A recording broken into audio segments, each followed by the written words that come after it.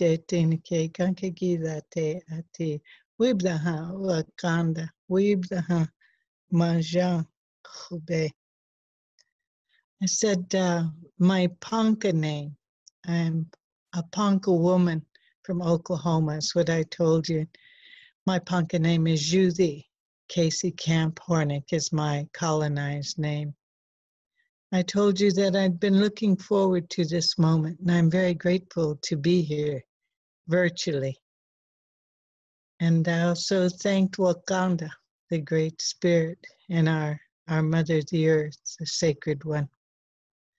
It's difficult for me to express to you exactly the feelings that I have for this moment, because I've never spoken to a machine like this before, and know that on the other end there are human beings that are in different places doing different things. But it does seem that in the years that I've had, I'm blessed to be almost 72. The things that have changed have all been positive if they're used in a positive manner. We talk about within the Indigenous community so many things that have changed, and how at the same time things have remained the same. If there are other Indigenous people out there that are part of this, please overlook me. I'm coming from a Ponca perspective, and hopefully I'm saying things in the correct manner to you. And as we were all Indigenous to some territory at some time in our history, I'm sure that I want to say the same thing to whatever culture that I'm speaking to. Maybe it's even a modern day culture that has sprung from the earth in a city. Maybe it's forest. Maybe you're close to the ocean. But the one thing that we all have in common is our Father, the sky, our Mother, the earth, the sacred winds that blow, the things that sustain us, those plants with their roots in the ground that breathe those things called oxygen and absorb that thing called carbon, those things of the sun that takes care of all of us. When the sun rises in the morning, each one of us has a blessing because we have another day here on earth with all of our relatives, which relatives are all that is. We have so many things in common that we don't even recognize. The four legs and the gifts that they offer, whether we're of the people who are that give thanks and pray to the four legs and then share of their bounty when they give of themselves, whether we're people who only enjoy those with roots in the ground. Those with roots in the ground are alive too, and they're sharing with us. Those that understand the wings and the beauty that they offer to us in so many ways, whether those wings that on them or the wings of a butterfly or a bee, a mosquito. We have relationship with them. We have relationship with those things that live under the ground. And I could go on and on. Even a rock, a scientist will tell you, contains earth, of course, but it also contains water and fiber and carbon, the material of life. And I'm sure that I could go on and on about all of these things, but the things we share are one true mother, the Mother Earth, that always nurtures us, that is the life giver from the moment of inception.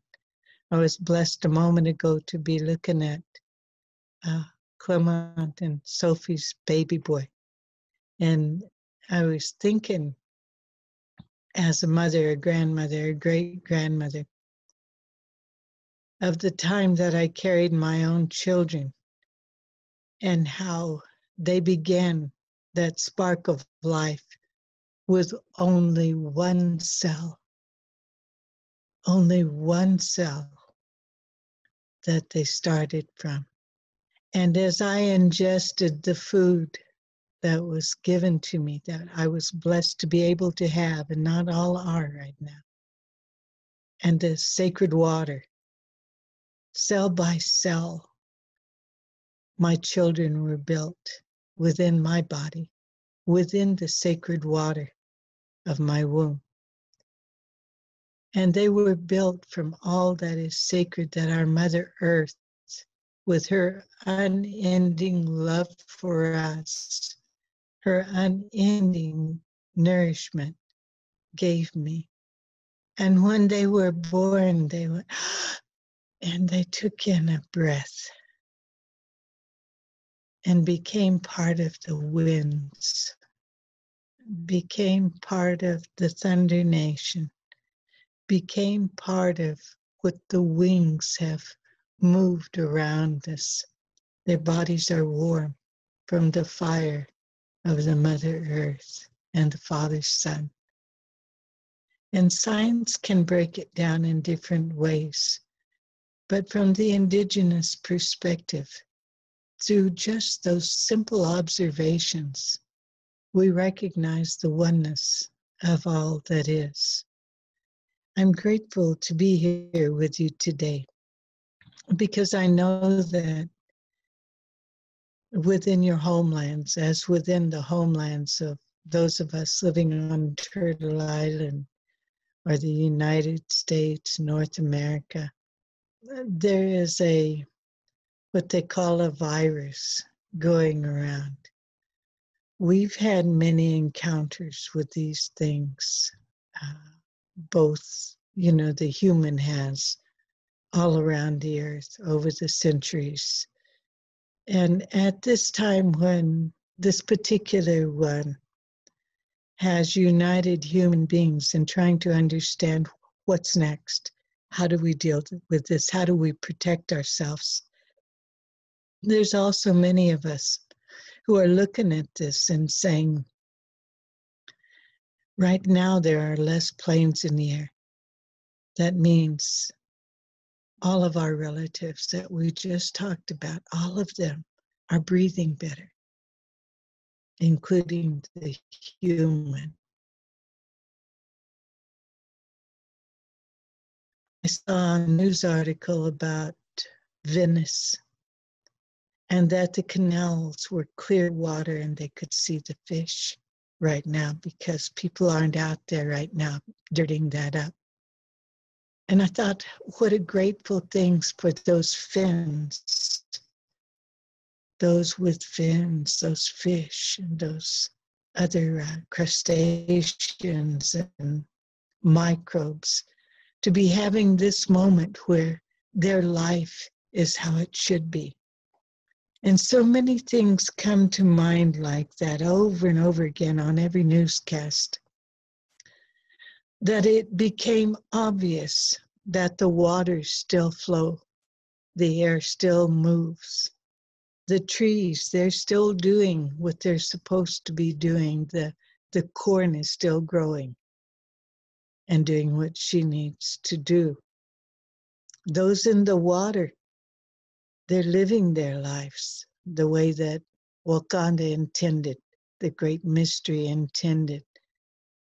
All of these things, because human beings now have to slow down, stand back, isolate, quit traveling, are healthier. What does that tell us? How do we relearn how to be part of all that is? We were speaking earlier about the rights of nature, and one of the things I was telling Movement Rights, Penny and Shannon have an organization called Movement Rights that I work with a lot. They work with the punk people, and another story I'll not get tracked too bad. is that we're not nature. Pardon me. We're not trying to protect nature as humans. Truly, we are nature protecting itself. And it's that way with this virus that's going around now. This is nature that we're part of, trying to protect itself. So human can still have a sacred path to walk in harmony with all that is, rather than trampling down a path, regardless of what is needed, so that we could have a comfort for ourselves. We have all the comfort we need. We have a warm Mother Earth. We have a cool Mother Earth. We have food that she feeds us. We have air that the Father Sky provides.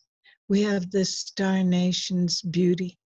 We have the sacred spirit inside us that is connected to all, and a robe that we call a body that we wear over that spirit that is made from all of these things. What a remarkable thing.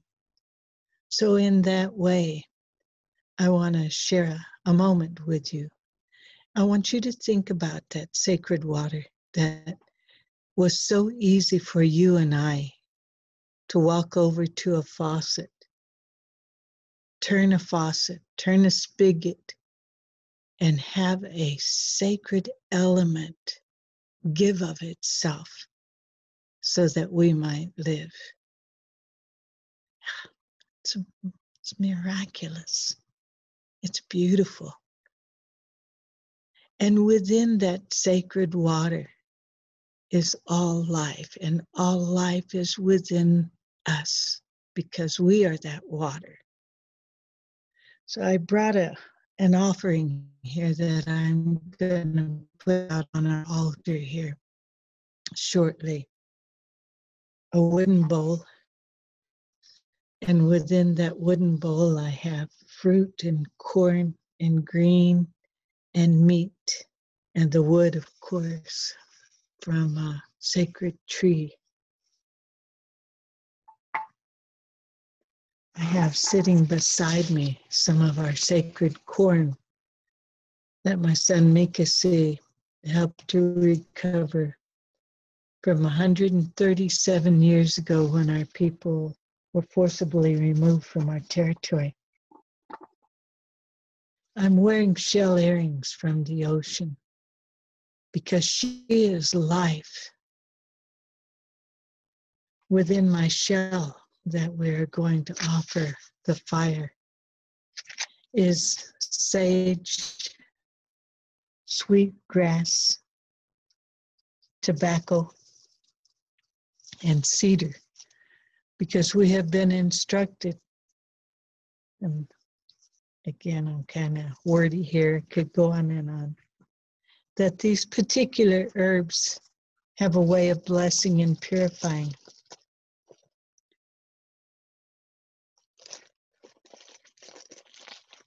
And I'm going to offer this sacred fire to them so that an essence of them is something that can then bless the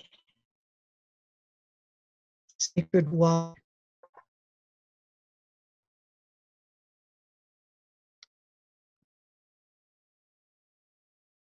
And the water within me as well.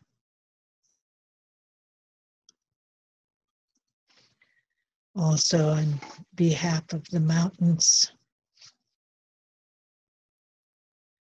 I'm wearing something from Mauna Kea that Pua Case has gifted me with.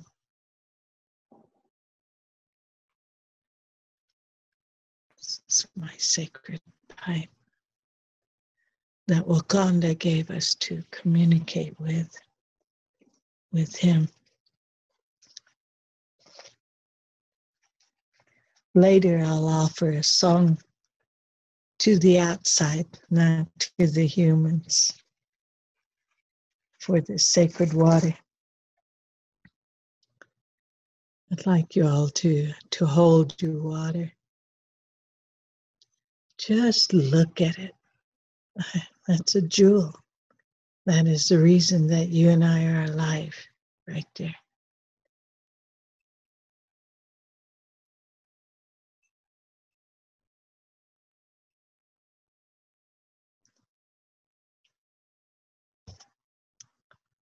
Wakanda Khube,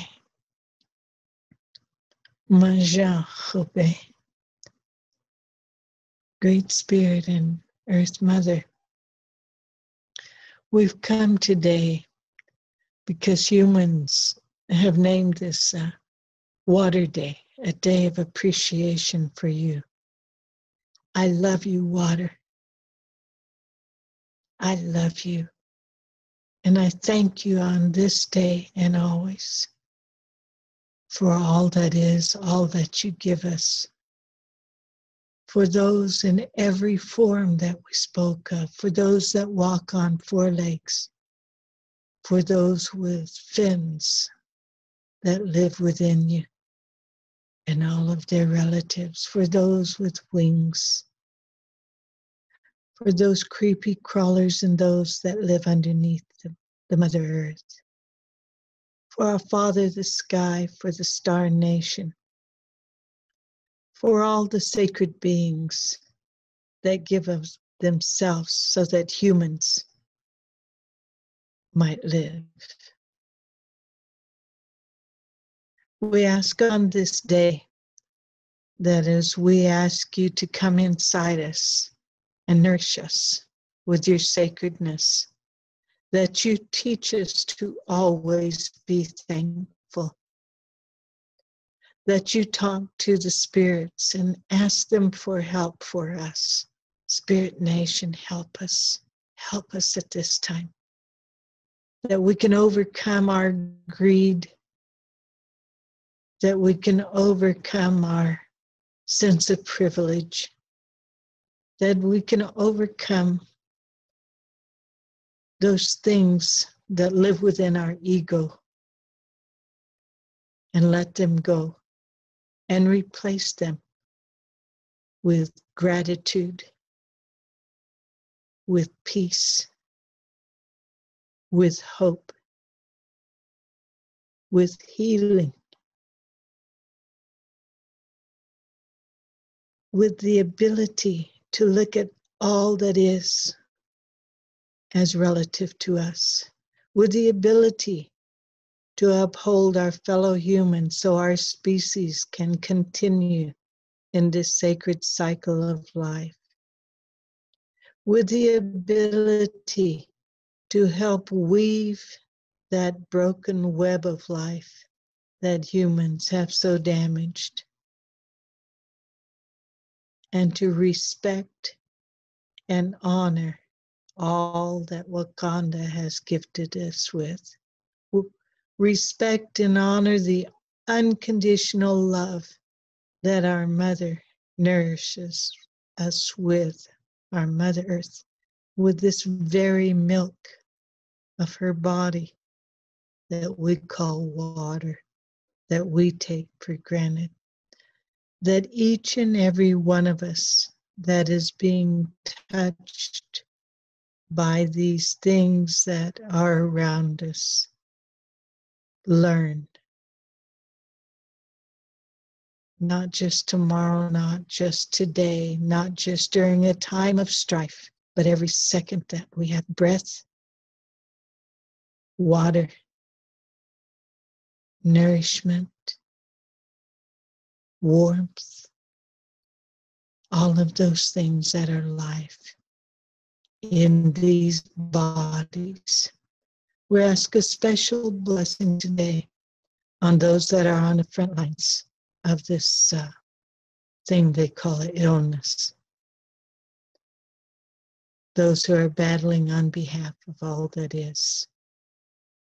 We ask a special blessing this day on our unborn, that we might have the thoughtfulness to leave for them the things that we take for granted: food to eat, water to drink, breath that is healthy. I'm thinking of my relatives down in the Amazon right now, the floods they're enduring, the fires they're enduring, the extractive industry that is destroying the lungs. I'm thinking about those in mourning. I'm thinking about those in the nursing homes and the hospitals, and so many more. Each and every one of us that's gathered here today, their bloodlines, their homes, their future, and so much more. As we take a drink of this water, we ask you to look inside us with this water, find the prayers that we haven't said, and bring them forth on this sacred day and all sacred days to come, for the ancestors who brought us this far, and on, and on, and on. Wibnaha Wakanda, Wibnaha Maje, Maja, Wibnaha Ni. Thank you, Great Spirit. Thank you, Mother Earth. Thank you, water. So I'll take a drink of water and then let the show begin.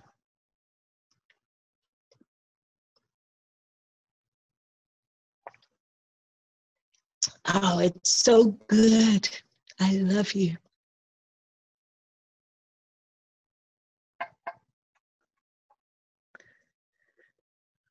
A breath as well. Blessed are we that we can share those things. How blessed are we? Yeah. So there's a movie that's gonna come to you now called The Condor and the Eagle, about the unification of the Southern Hemisphere with the Northern Hemisphere, where we are here, and about the prophecies of the Red Nation people, those of us who still inhabit and always have this portion of our Mother Earth, and how these prophecies have led us to this particular moment in time, where some of the prophecies have said that there would be a time when the Red Nations people would rise up and lead other humans into the understanding of what harmony is and what the intention of Wakanda and Mother Earth were when we were introduced into this sacred system of life. It's the stories that come down to the generations. And a few years ago, when we were talking and putting this film into a play, Clement, you and Sophie did the film part, so you amplified our voices in our lives and what we're doing. And you brought it into this film. And I think that you might explain the technical end of this and part of what you did. He became a piece of the fabric of our homes and our lives and our families, as did his wonderful wife and now his two beautiful children. And maybe he can tell you a little bit more about the film, but I just want to say thank you. Thank you all for allowing me to be part of you on this day. With the